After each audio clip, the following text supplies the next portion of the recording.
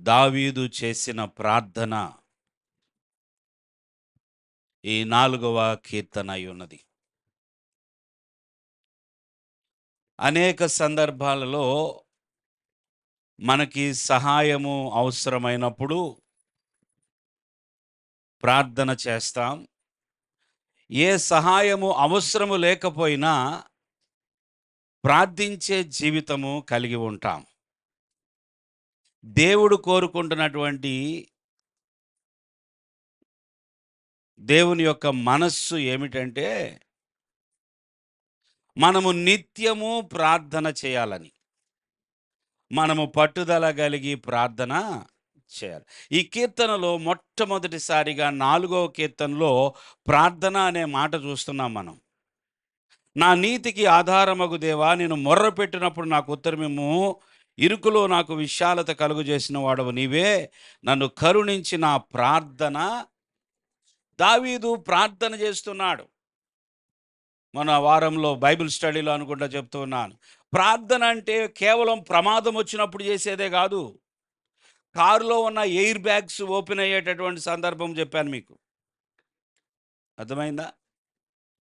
ప్రార్థన ఎప్పుడు చేసుకోవాలంటే, కొంతమందికి ఏం తెలుసయ్యా అంటే, ఏదైనా ప్రమాదం వచ్చి పడ్డప్పుడు మాత్రమే చేసుకోవాలి, ఆపదలో ఉన్నప్పుడు మాత్రమే ప్రార్థన చేయాలనుకుంటారు. అది కాదు ప్రార్థన. నిత్యము ప్రార్థన చేయాలి. హల్లెలూయా. ఎడతెగక ప్రార్థన చేయాలి, పట్టుదల కలిగి ప్రార్థన చేయాలి. హల్లెలూయా. ఇక్కడ సహాయము కొరకై ఈయన ప్రార్థన చేస్తున్నాడు. దావీదు నిత్యము 7 మార్లు దేవుని స్తుతించే అలవాటు కలిగిన వాడు ఇక్కడ ప్రార్థన చేస్తూ ఉన్నాడు. దేవుని బిడ్డలారా, ఒకరోజు ఒక పైలట్ సడన్గా కంట్రోల్ టవర్కి ఫోన్ చేశాడంట. ఈయన నడుపుతున్నటువంటి విమానము నుండి కంట్రోల్ టవర్కి ఫోన్ చేసి, సార్ అర్జెంటుగా నాకు ఒక సలహా ఇవ్వండి, నాకు ఏదైనా సరే మీరు ఇప్పుడు నేనేం చేయాలో చెప్పండి, నేను ఇంకా ఎయిర్పోర్ట్కి 300 మైళ్ళ దూరంలో ఉన్నాను, భూమి మీద నుండి 600 అడుగుల ఎత్తులో ఉన్నాను, ఈ విమానంలో ఇంధనం అయిపోయింది, నన్ను ఏం చేయమంటారు అని ఫోన్ చేశాడంట. అర్థమైందా మీకు? విషయం అర్థమైంది కదా? దేవుని స్తోత్రం చెల్లించండి. భూమి మీద నుండి 600 అడుగుల ఎత్తులో ఉన్నాడు, ఎయిర్పోర్ట్కి ఇంకెంత దూరంలో ఉన్నాడు? 300 మైళ్ళు దూరంలో ఉన్నాడు, ఇంధనం అయిపోయింది, నన్నేం చేయమంటావు? ఆ టవర్ నుంచి ఆన్సర్ ఇలాగొచ్చిందంట, నాతో కలిసి ఈ మాటలు చెప్పు అన్నాడంట ఆయన. ఏ మాటలు? పరలోకమందున్న మా తండ్రి, నీ నామము పరిశుద్ధపరచబడును గాక అంటున్నాడంట ఆయన. ఇదే సహాయం. అర్థం కాల కొంతమందికి.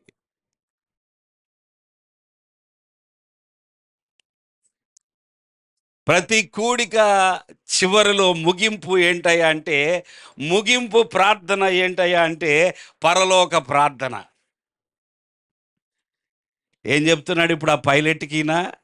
నీవు చివరి ప్రార్థన చేసుకో, ఇక నీ జీవితానికి ఇదే ఆఖరి ప్రార్థన.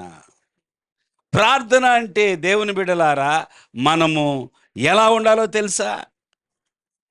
ఎప్పుడు అవకాశం దొరికిద్దో అప్పుడు ప్రార్థన చేద్దాం అన్నట్టుగా కాచుకొని ఉండాలి. ఎప్పుడు దొరికితే అప్పుడు తిందాం అన్నట్లుగా ఉంటామే, అట్లాగే ఎప్పుడు దొరికితే అప్పుడు, ఎప్పుడు అవకాశం దొరికితే అప్పుడు ప్రార్థన చేసుకోవాలి. హల్లెలూయా. ప్రార్థన చేసుకోవాలి. మనం ఎంతో సమయం వ్యర్థం చేస్తున్నాం. వాళ్ళు చేస్తారు, వీళ్ళు చేస్తారులే ప్రార్థన అనుకుంటున్నాం. సంఘస్థులు చేస్తారు, పాస్టర్ గారు చేస్తారులే ప్రార్థన అనుకుంటున్నాం. నువ్వు మాత్రం ప్రార్థన చేయట్లేదు. దావీదు ఇక్కడ ప్రార్థన చేస్తున్నాడు. ఇది ప్రార్థన చేస్తూ ఉన్నాడు, దేవునితో మాట్లాడుతున్నాడు. ఆ తర్వాత మనుషులతో కొన్ని విషయాలు మాట్లాడుతున్నాడు, మళ్ళా చివరిలో దేవునితో మాట్లాడుతున్నాడు. ఇదే 3 ముక్కలు ఈ కీర్తన. ప్రార్థన అనేది చాలా చాలా ప్రాముఖ్యమైంది. ఒక గొప్ప సైంటిస్ట్ డాక్టర్ ఐన్స్టైన్, ఆ వ్యక్తి ఒకరోజు ఒక యూనివర్సిటీలో గొప్ప ఉపన్యాసం చేస్తున్నాడంట. ఎవరైనా సైంటిస్ట్. అక్కడ ఉన్నవాళ్ళు వింటున్నటువంటి వాళ్ళు ఎవరయ్యా అంటే డాక్టరల్ స్టడీస్ చేస్తున్న వాళ్ళు. అందరూ కూడా పిహెచ్డి చదువుతున్న వాళ్ళు అనమాట. వాళ్ళు కూడా వుడ్ బి సైంటిస్టులు. వాళ్ళు కూడా శాస్త్రవేత్తలు కాబోతున్నారు. సో ఈయన ఈ ఈ గొప్ప సైంటిస్టు ఈయన గొప్ప ఉపన్యాసం చేసి ముగించి కిందకు వచ్చిన తర్వాత ఒక డాక్టరేట్ స్టూడెంట్ వచ్చి, సార్ నాకు ఒక మాట చెప్పండి, ఇంకా ఈ ప్రపంచములో పరిశోధించవలసింది ఏంటో ఒకటి చెప్పండి అన్నాడంట. ఈ ప్రపంచంలో పరిశోధించాల్సింది ఏంటో ఒక్కటి చెప్పండి అంటే ఆ సైంటిస్ట్ అన్నాడంట, చూడండి నాన్న ఇటు చూడండి, దేవుని స్తోత్రం. ఆ సైంటిస్ట్ అన్నాడంట ప్రార్థన అన్నాడంట. చప్పట్లు కొట్టండి దేవునికి. ఏమన్నాడు? ప్రార్థన. ఈ భూమి మీద ఇంకా పరిశోధించవలసింది, కనిపెట్టాల్సింది ఇంకేదైనా ఉన్నదంటే ప్రార్థన. ప్రార్థన గురించి తెలుసుకో, మిగతాయన్నీ నీకు తెలుస్తాయి. హల్లెలూయా. మనం ఎంత డిగ్రీలు చేసినా, ఎంత గొప్ప స్టడీ చేసినా, ఎంత జ్ఞానము సంపాదించినా, మన జీవితంలో ప్రార్థన లేకపోతే నీకు జీవితమే అర్థం కాదు. అయోమయము, అంధకారము. ఎందుకు వచ్చావో ఈ భూమి మీదకి తెలీదు, ఎక్కడికి వెళుతున్నావో తెలీదు, ఏమీ తెలీదు. దేవుని బిడ్డలారా, ప్రార్థన లేనటువంటి జీవితము అది క్రైస్తవ జీవితం కాదు. క్రైస్తవుడు కాదు. ప్రార్థన చేసుకొని వ్యక్తి క్రైస్తవుడు కాదు. ఊపిరి పీల్చకుండా మనిషి ఎలా బ్రతకగలడు? అలాగే క్రైస్తవుడుగా బ్రతకాలి అంటే ప్రార్థన ఉండాలి. ప్రార్థన ఉండాలి. అమ్మో తినకపోతే బలహీన పడిపోతానేమో, అమ్మో నేను సరిగా తినట్లేదు అందుకేనేమో ఇలాగైపోతున్నాను, నీరసం వచ్చేస్తుంది అని మనం ఎప్పటికప్పుడు మన తిండి గురించి మనం ఆలోచిస్తున్నాం. మరి మన ప్రార్థన గురించి మనం ఎంత ఆలోచిస్తున్నాం అనేది గమనించాలి. నా నీతికి ఆధారమగు దేవా అంటున్నాడు. ఎంత అద్భుతమైన మాట. ఇక దాన్ని వివరించుకుండా ముందుకు వెళ్దాం. నరులార ఎంతకాలము నా గౌరవమును అవమానముగా మార్చెదరు, ఎంతకాలం వ్యర్థమైన దానిని ప్రేమించెదరు, ఎంతకాలము అబద్ధమైన వాటిని వెతకెదరు. ఈ భూమి మీద అనేకులు ఇదే పనిలో ఉన్నారు. దేవుణ్ణి దేవుడిగా గౌరవించలేని వారు, వ్యర్థమైన దాన్ని ప్రేమించేవాళ్ళు, అబద్ధమైన వాటిని వెతుకుచున్న వాళ్ళు ఉన్నారు. నీవెలాగున్నావు ఈ ఉదయకాల సమయమందు? నువ్వేం వెతుకుతున్నావు? నువ్వు దేనికోసము నీ వెతుకులాట, దేనికోసం నీ ఆరాటం? ఇది మనము గమనించుకోవాల్సింది. ప్రియులారా, యెహోవా తన భక్తులను తనకు ఏర్పరచుకొనుచున్నాడని తెలుసుకొనుడి. ఏం తెలుసుకోవాలంట? దేవుడు తన భక్తులను ఏర్పరచుకుంటున్నాడు. ఆయన ఆయన ఆయన తన పనిలో తను ఉన్నాడండి. ఆయనకి ఎవరు కావాలో ఆయన ఏర్పాటు చేసుకుంటున్నాడు అంతే. తన భక్తులను తను ఏర్పాటు చేసుకుంటున్నాడు. ఆయనకి తెలుసు ఆయన వారెవరో, ఆయనకు చెందని వారెవరో ఆయనకి తెలుసు. దేవునికి స్తోత్రం. భూమి పునాదులు వేయబడక ముందే క్రీస్తులో మనలను ఆయన ఏర్పరచుకున్నాడు. ఎఫెసీ పత్రిక 1వ అధ్యాయంలో ఉంది. ఎప్పుడు ఏర్పాటు చేసుకున్నాడు దేవుడు మనల్ని? భూమి పునాదులు వేయబడక ముందే. అసలు భూమే లేకముందే, అసలు ఈ భూమికి పునాదే లేనప్పుడే గాడ్ హ్యాస్ చోజన్ అస్. దేవునికి స్తోత్రం. దేవుడు మనల్ని ఏర్పాటు చేసుకున్నాడంట. ఎంత గొప్ప ప్రణాళిక తెలుసా? అసలు నువ్వు పుడతావని నీకు తెలియదు. ఈ సృష్టి గురించి ఎవరికీ తెలియనప్పుడే నీవు దేవుని మనసులో ఉన్నావు. దేవుడు నిన్ను ఏర్పరచుకున్నాడు, క్రీస్తులో ఏర్పరచుకున్నాడు. దేవునికి స్తోత్రం. యేసు క్రీస్తులో నీకు ఒక స్థానం ఇచ్చాడు ఆయన. You have a place in God. ఇప్పుడు అనుకుంటున్నాం మనం, అబ్బో నేను నమ్ముకున్నా, నేను దేవుని దగ్గరికి వచ్చాను, నేను ప్రభుని ఏర్పాటు చేసుకున్నాను, మనం ఇప్పుడు అనుకుంటున్నాం. కానీ నువ్వు ఏర్పాటు చేసుకుంటావని దేవుడు ముందుగానే తెలుసు. ఆయన తన వారిని తాను ఏర్పాటు చేసుకున్నాడు. దేవుని స్తోత్రం. ఆయన ముందుగానే తన బిడ్డలను తన కొరకు ఏర్పాటు చేసుకుంటున్నాడు. యెహోవాకు జనులుగా కలిగిన వారు ధన్యులు. యెహోవాను దేవుడుగా గల జనులు ధన్యులు. మనం తెలుసుకోవాల్సింది ఏంటో తెలుసా? ఆయన జనులు ఆయనకి తెలుసు. నా గొర్రెలు నా స్వరం వినును. దేవుని స్తోత్రం. నా గొర్రెలు నా స్వరం వినును, వాటి నేను ఎరుగుదును, అవి నన్ను వెంబడించును. నాకు తెలుసు, నాకు తెలుసు నా వాళ్ళెవరో, నా బిడ్డలెవరో నాకు తెలుసు, నా యొద్దకు వచ్చేవాళ్ళు ఎవరో నాకు తెలుసు, నన్ను నమ్మేవారెవరో, నాకు లోబడేవాళ్ళు ఎవరో నాకు తెలుసు. దేవునికి తెలుసు ఆయన భక్తులెవరో, దేవునికి తెలుసు ఆయనకి వ్యతిరేకులు ఎవరో, ఆయన్ని దూషించే వాళ్ళు ఎవరో, ఆయన్ని అవమానించే వాళ్ళు ఎవరో, ఆయన గౌరవాన్ని అవమానపరిచే వాళ్ళు ఎవరో దేవునికి తెలుసు. అన్నిటికీ ఒక కాలము వస్తుంది, దేవునికి స్తోత్రం. అన్నిటికీ ఒక ముగింపు వస్తుంది, అప్పుడు మొత్తం బయలుపరచబడుతుంది. దేవుని బిడ్డలారా, ఈరోజు నిజంగా మనం ఎంత ధన్యులమో తెలుసా? మనకెంత గొప్ప భాగ్యము దొరికిందో తెలుసా?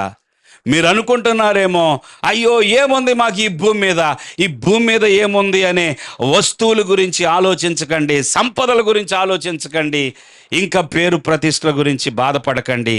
ఈ భూమి మీద క్రీస్తులోకొచ్చిన నీవు, ఆయన రక్షణ పొందిన నీవు ధన్యుడవు, ధన్యురాలు. యెహోవాను దేవుడుగా కలిగిన నీవు ధన్యుడవు. దేవునికి స్తోత్రం. ఎంతోమందికి ఈ దేవుడు అర్థం కాలేదు, ఎంతోమంది ఈ దేవుని దగ్గరికి రాలేదు. కానీ ఈరోజు నీకు ఈ దేవుడు దొరికాడంటే కారణం ఆ దేవుడే మొదట నిన్ను వెతికాడు, నిన్ను పట్టుకున్నాడు. హల్లెలూయా, హల్లెలూయా. ప్రియులారా, గమనించండి,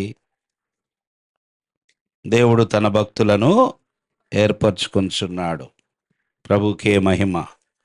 దేవుడు తన భక్తులను ఏర్పరచుకుంటున్నాడు. కాలం అయిపోతుంది, చాలా దగ్గరకు వచ్చింది. ఇక లెక్కలు ముగించబడబోతున్నాయి. కౌంటింగ్ ఇంకా అయిపోవస్తా ఉన్నది.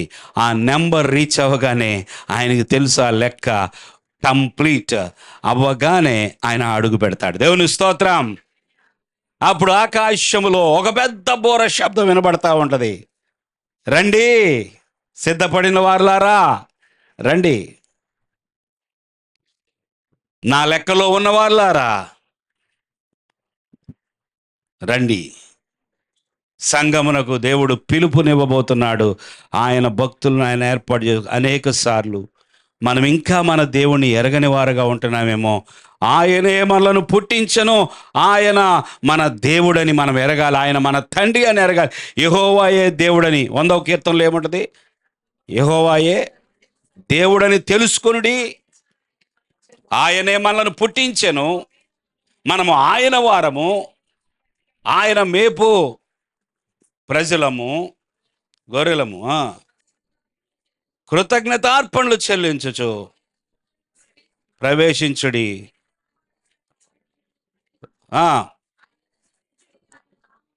గణపరచండి. దేవునికి స్తోత్రం. ఎంత అద్భుతమైన మాటలు ప్రియులారా. దావీదు ఎరిగిన గొప్ప సత్యం, లోతైన సత్యం. యెహోవా తన భక్తులను తనకు కొనుచున్నాడని తెలుసుకొనుడి. 4వ వచనంలో ఇక మనుషులు గురించి హెచ్చరిక అనమాట. భయము నొంది పాపము చేయకుడి. భయము నొంది పాపము చేయొద్దు. మీరు పడకల మీద నుండిగా మీ హృదయంలో ధ్యానము చేసుకొని ఊరకుండండి. ఏం ధ్యానం చేసుకోవాలి మనం? ఏం ధ్యానం చేస్తున్నారు పడకల మీద ఉండగా? ఏదో ఒకటి ధ్యానం చేస్తాం కదా. మనకు నిద్ర పట్టే వరకు కూడా ఏదో ఒక ధ్యానం ఉండదుగా మనసులో. మనము దేవుని ధ్యానం చేసుకుంటూ ఉంటే, దేవుని స్తోత్రం, ఆయన మాటలను ధ్యానం చేసుకుంటూ ఉంటే ఎంత బాగుంటుందంటే, ఆయన దర్శనాలు కలుగుతాయి, ఆయన కలల ద్వారా మాట్లాడతాడు, ఆయన వచ్చి లేపుతాడు. హల్లెలూయా. తెలియపరుస్తాడు, రేపటి గురించి తెలియపరుస్తాడు, సిద్ధపడమంటాడు, ఎదుర్కొనమంటాడు, ఫైట్ చేయమంటాడు. దేవుని స్తోత్రం.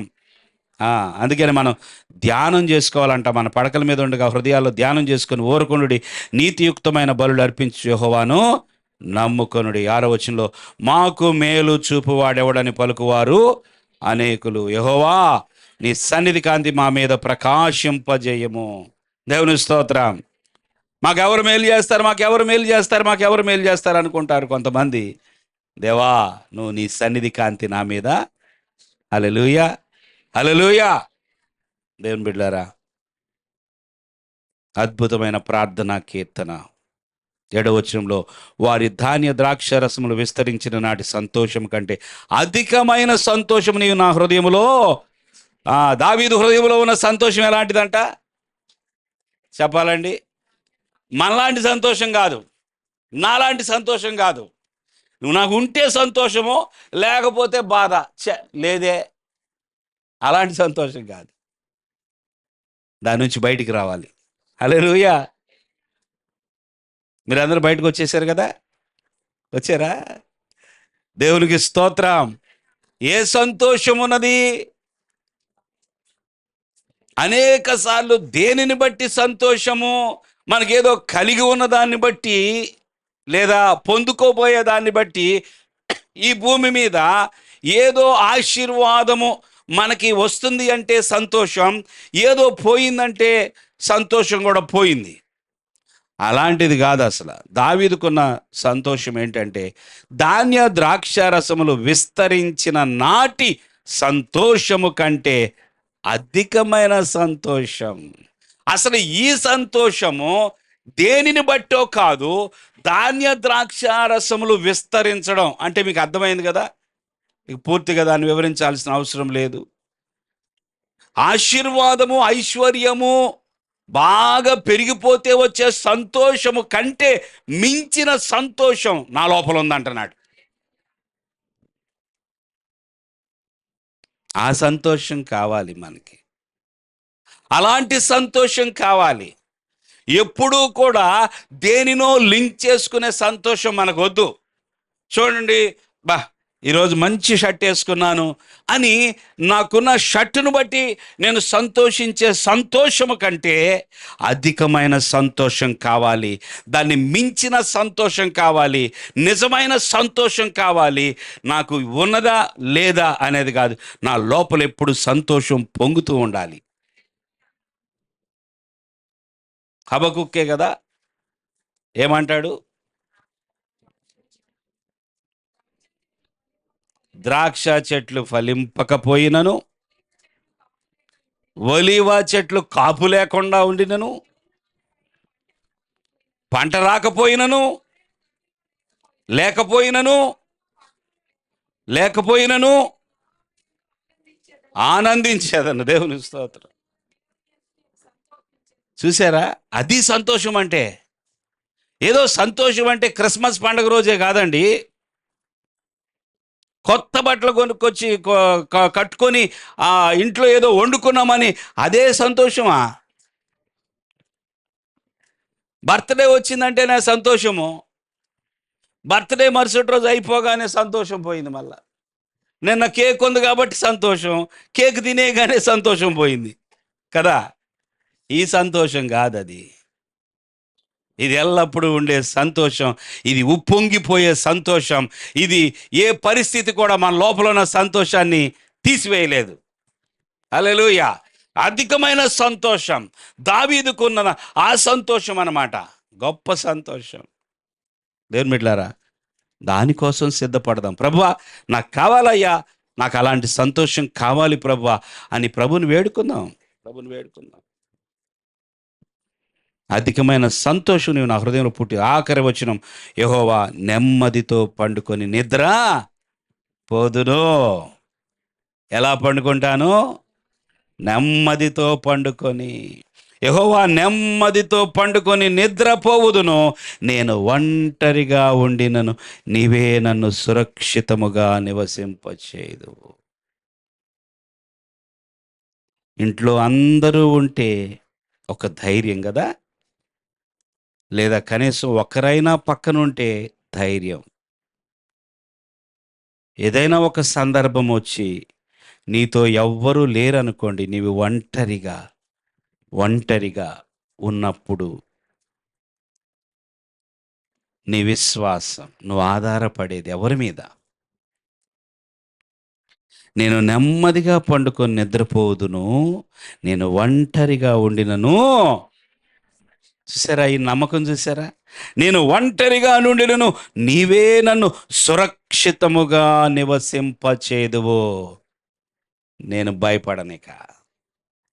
నేనెప్పుడూ ఒంటరి కాను. ఎందుకో తెలుసా? నీవు నాకు తోడుగా ఉన్నావు. దేవునికి స్తోత్రం. గాఢాంధకారపు లోయలో నేను సంచరించినను, ఏ అపాయమునకు నేను భయపడను. నీ దుడ్డుకరయు. దేవునికి స్తోత్రం. దావీదుకున్న కాన్ఫిడెన్స్, దావీదుకున్న ఆ ట్రస్ట్, ఆ విశ్వాసం ఎంతో ఎంతో గొప్పది ప్రియులారా. దావీదు నోటి మాటలు వింటంటే మన లోపల ఆ ధైర్యం పుట్టాల.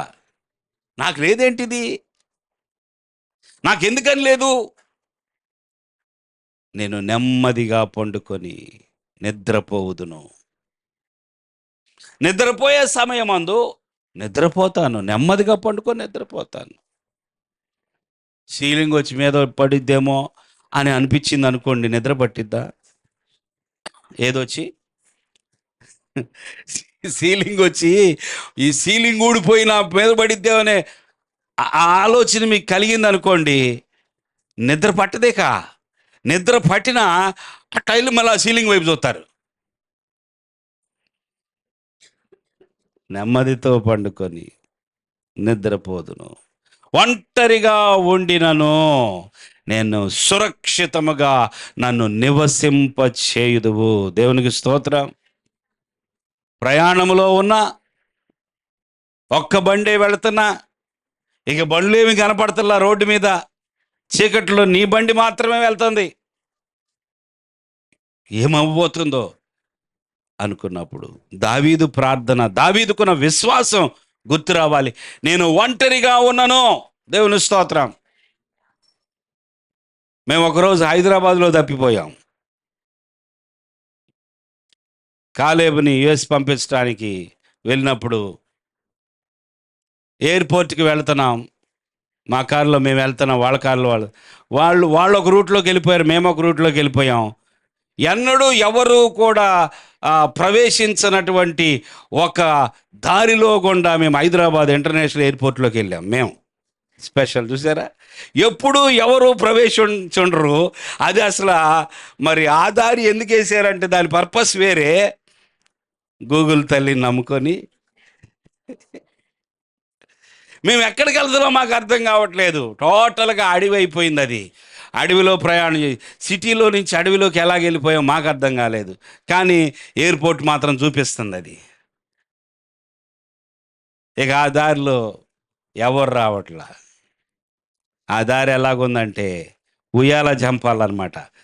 ఇట్లా దిగి ఇట్లా ఎక్కాల్సి వస్తుంది. అన్ని గుంట్లే, వెనక్కి రాలేము ముందుకు వెళ్ళలేము అన్నట్టుగా అయిపోయింది. ఒకవైపు టైం అయిపోతుంది. ఆ వెళ్ళాల్సిన ఆయన బ్యాగులు 2 మా దగ్గర ఉన్నాయి. ఈ బ్యాగులు ఇక తర్వాతే అనుకున్నాం. మొత్తానికి కొంత దూరం, చాలా దూరం వెళ్ళిన తర్వాత, ఒక గంట ప్రయాణం తర్వాత ఓ పెద్ద గేటు కనపడింది. ఆ గేటు దగ్గర, అది టోల్ గేట్ దగ్గర ఉంటుంది చూసారా, రాడ్డు పైకి లేసిద్ది కిందకు వచ్చిద్ది.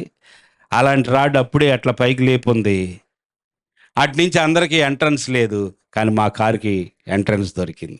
ఆయన ఎక్కడ వేసేస్తాడు గేట్ అని నా కారు దూకిచ్చాను. ఆ వెళ్ళేటప్పుడు అనుకున్నాం, ఇట్లా ఎట్లా ఇరుక్కుపోయాం మనం, ఈ దారిలోకి ఎట్లా వచ్చాం, ఎవ్వరు లేరు, అసలు ఎవరు రావట్లేదు. ఈ దారి చూస్తే తప్పించుకొని పారిపోవడానికి కూడా కాదే,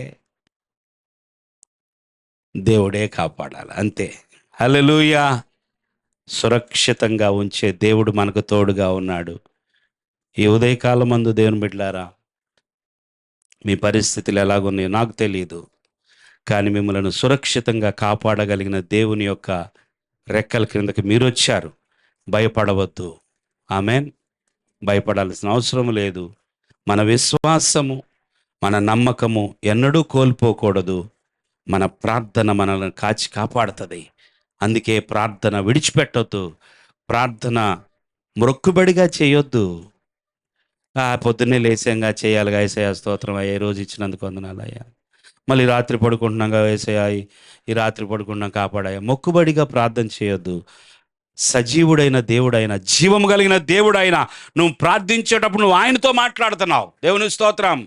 నువ్వు ఆషామాషీగా ఏదో మొక్కుబడి ప్రార్థన చేస్తే అవన్నీ వేస్ట్, వ్యర్థం. చేయొద్దు అసలు అలాంటి ప్రార్థనలు. మనస్సు పెట్టి ప్రార్థన చేయి. ఒక్క మాట అయినా సరే మనస్సు పెట్టి, నా తండ్రి, ఈ రోజంతా నాకు తోడుగా ఉన్నావు, ఈ రాత్రి కూడా నువ్వు నాకు ఉంటున్నావు ప్రభువా, నేను నీ మీదే నమ్మకం పెట్టుకొని పండుకుంటున్నా. హల్లెలూయా. ఆయనతో యథార్థంగా మాట్లాడదాం. ఎదుట ఉన్న వ్యక్తితో ఎలా మాట్లాడతాం అలా మాట్లాడాలి. ఫోన్లో ఎలా మాట్లాడతావు, ఎదుటున్న వ్యక్తితో ఎలా మాట్లాడతాం? నీ ఎదుట దేవుడున్నాడు, అలా ప్రార్థన చేసుకొని అలాంటి జీవితం దేవుడు మనకు అనుగ్రహించును గాక. మనలో ఉన్న సంతోషం అధికమగును గాక. చాలా సమయం అయింది, 10-15 నిమిషాలు కీర్తన భాగం ముగించేశాను.